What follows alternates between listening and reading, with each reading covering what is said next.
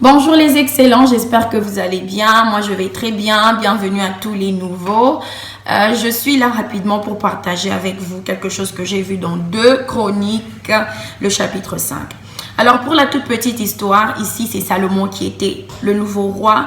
Il a construit le temple de Dieu et on devait transporter l'arche de Dieu de la cité de David, son père, jusqu'au nouveau temple, jusqu'au temple de Dieu, dans le lieu très saint.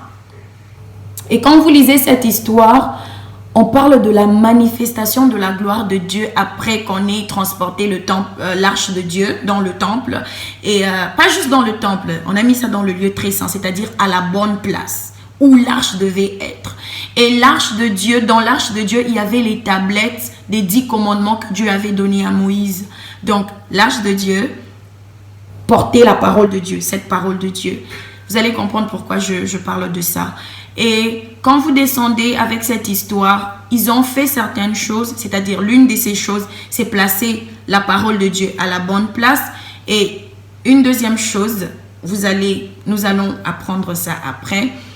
La Bible dit qu'il y a eu la manifestation de la gloire de Dieu jusqu'à un point où les sacrificateurs ne pouvaient pas rester là-bas dans le temple vu que la gloire de Dieu remplissait le temple. Donc, on remarque que les sacrificateurs, les Lévites n'ont pas prié. Ils ont dit, oh Seigneur, que le temple soit rempli de la gloire de Dieu, que ta gloire se manifeste. Ils ont juste fait quelque chose. Ils ont juste fait certaines choses qui ont fait en sorte que la manifestation de la gloire de Dieu se fasse. Et c'est de ça que nous allons parler. C'est ces choses-là que nous allons partager. Et l'une de ces choses aujourd'hui, dans la vidéo d'aujourd'hui, c'est 1.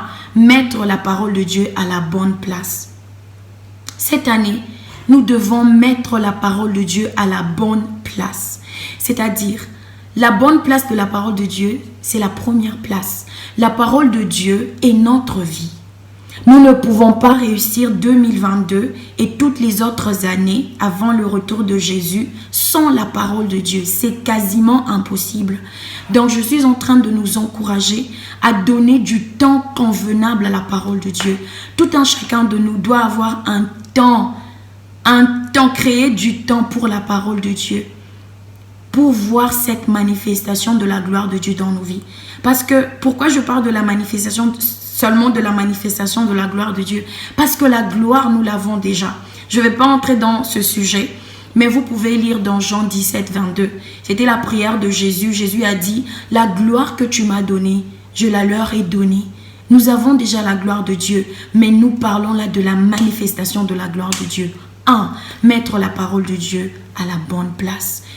Prends cette décision, Seigneur, je vais mettre ta parole à la bonne place. Je vais donner du temps à la parole de Dieu dans mes actions, dans ma façon de penser, dans ma façon de faire les choses, dans ma façon de vivre avec les gens. Que ça soit la parole qui te domine, qui nous domine. Et la deuxième chose qu'ils ont faite pour qu'il y ait manifestation de la gloire de Dieu, nous allons la voir dans la prochaine vidéo. Donc, restez connectés, nous allons encore apprendre beaucoup de choses. Que Dieu vous bénisse. N'oubliez pas de partager la vidéo et de commenter. Si vous avez des questions, si vous avez des ajouts sur le sujet, n'hésitez pas. Nous sommes une famille. Je vous aime énormément. Ciao. Et donnez du temps à la parole de Dieu. C'est très important. Bye bye.